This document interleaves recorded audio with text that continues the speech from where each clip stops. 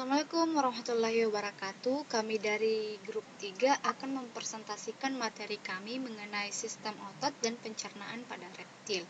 Adapun anggota kelompok kami terdiri dari yang pertama Anissa, yang kedua Hayatul Azizah, ketiga saya sendiri, keempat Zulkifli, dan kelima Adiatna Ayu Kamila. Nah, adapun indikator materi yang akan kami angkat terdiri dari 5, yaitu yang pertama pengertian, ciri umum, dan habitat dari reptil. Kedua, klasifikasi reptil. Ketiga, morfologi dan anatomi reptil. Keempat, sistem otot pada reptil dan sistem pencernaan pada reptil. Nah, adapun materi pertama mengenai pendahuluan akan dibawakan oleh saya sendiri. Pertama, reptil adalah binatang melata atau dalam bahasa Latin disebut reptans, artinya melata atau merayap. Reptil adalah kelompok hewan vertebrata berdarah dingin dan memiliki sisik yang menutupi tubuhnya.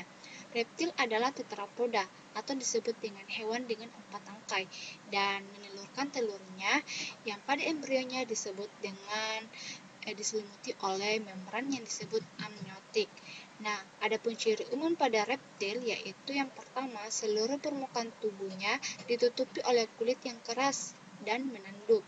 Pada beberapa bagian dari permukaannya terdapat sel kelenjar. Kedua, pada kura-kura bagian tubuhnya tertutupi oleh cangkang, yang bagian dorsal disebut dengan carapax dan bagian ventral disebut plastron. Ketiga itu, reptil memiliki 2 pasang anggota gerak yang masing-masing berjari 5 dan pada bagian ujungnya terdapat cakar yang keras di mana berfungsi untuk merayap atau memanjat. Nah, pada kura-kura yang hidup di laut, alat geraknya itu berbentuk seperti dayung atau sirip. Pada buaya, strukturnya mengalami reduksi, sedangkan pada ular itu tidak ada. Endoskeleton telah secara sempurna mengalami osifikasi. Nah, yang terakhir itu jantung pada reptil memiliki 4 ruang yang belum sempurna pada pemisahannya.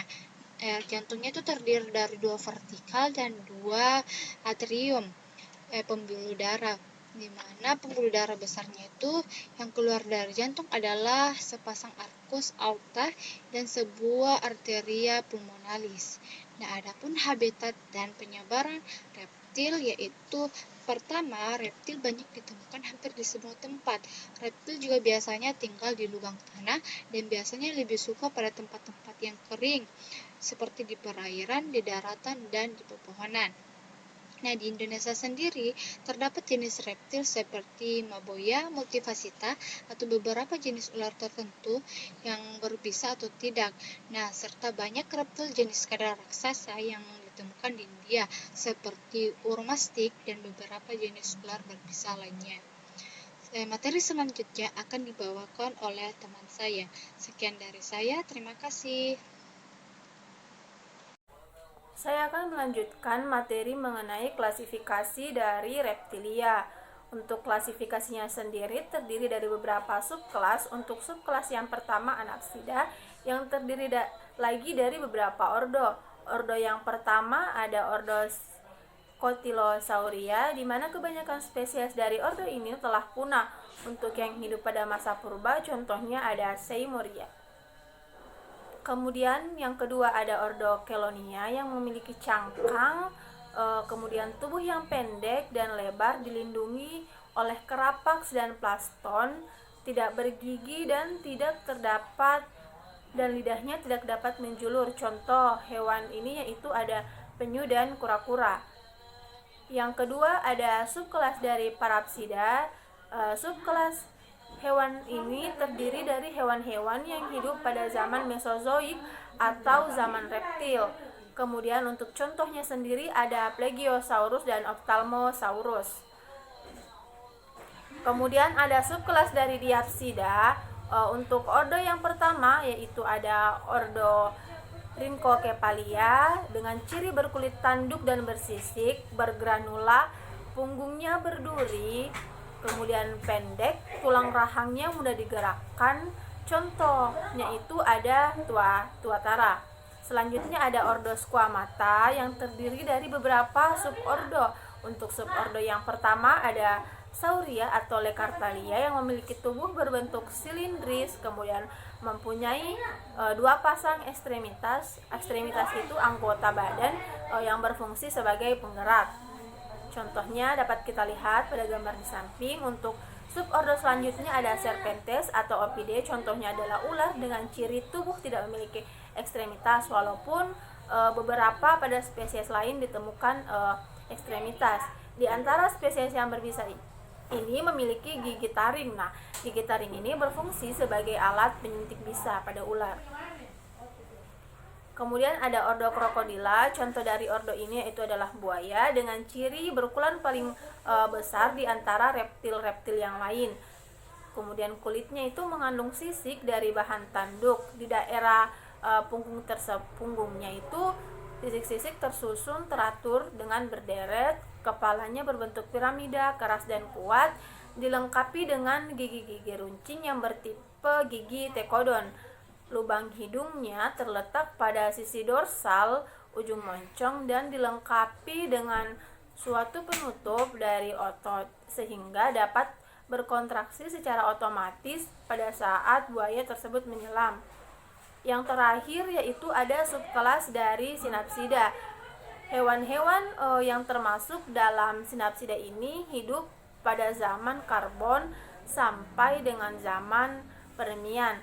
Untuk contohnya sendiri ada Dimetrodon dan Sinognathus yang dapat kita lihat pada gambar di samping. Morfologi dan anatomi reptilia. Sebelumnya, apa sih morfologi dan anatomi itu? Jadi, morfologi merupakan suatu ilmu yang mempelajari bentuk luar suatu organisme. Adapun anatomi merupakan ilmu yang mempelajari bentuk dalam suatu organisme. Reptil memiliki kulit yang ditutupi oleh sisik yang keras dan kering. Kulitnya tersusun atas epidermis dan lapisan dermis. Adapun sistem pencernaan reptil itu lengkap meliputi saluran pencernaan dan kelenjar pencernaan. Dari mulut, makanan akan diteruskan ke kerongkongan, ventriculus, kemudian ke intestinum. Kelenjar pencernaan pada reptil meliputi hati, kantung empedu, dan pankreas. Jadi, teman-teman, berhubung jenis reptil itu sangat banyak, maka di sini saya akan membahas secara spesifik mengenai ordo Squamata yang meliputi ular, kadal, penyu, dan kura-kura. Ular. Ukuran ular sangat bervariasi dengan kulit mengandung sisik. Mereka tidak memiliki anggota badan, tidak ada kelopak mata yang bisa digerakkan, dan tidak ada lubang telinga. Gigi ular yang paling tidak berbisa membentuk 2 baris di rahang atas dan 1 baris di rahang bawah. Giginya melengkung ke belakang. Tengkorak ular mengandung sendi untuk menelan mangsa besar. Secara internal, ular memiliki banyak set tulang rusuk.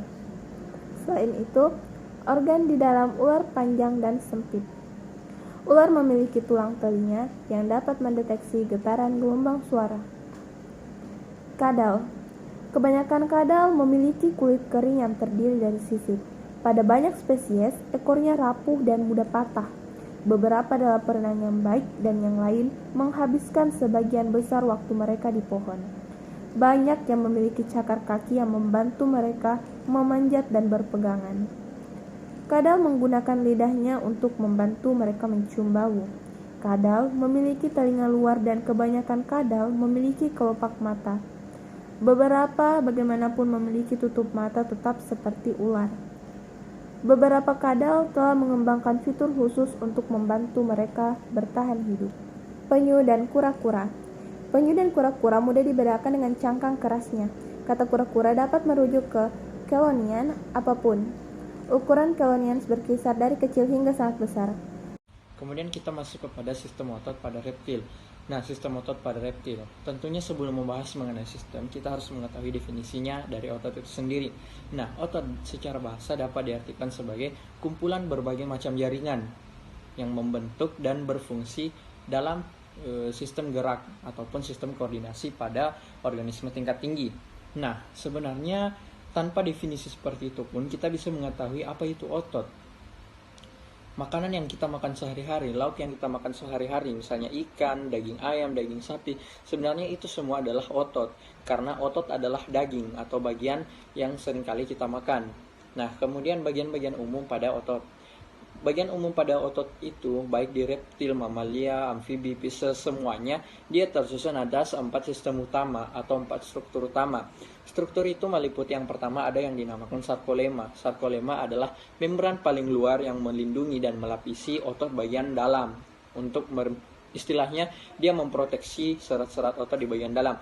Kemudian yang kedua ada yang dinamakan dengan sarkoplasma. Sarkoplasma sendiri sesuai dengan namanya, dia adalah sebuah cairan yang terdapat di dalam otot yang berfungsi untuk mencegah terjadinya gesekan antara serat-serat di dalam otot dan mempermudah ketika proses kontraksi dan relaksasi pada otot. Dan yang ketiga ada miofibril. Miofibril sendiri adalah serat-serat yang terdapat di dalam otot. Dan yang terakhir ada miofilamen. Miofilamen sendiri sebenarnya bukan struktur yang berdiri sendiri, melainkan dia adalah bagian dari miofibril itu sendiri.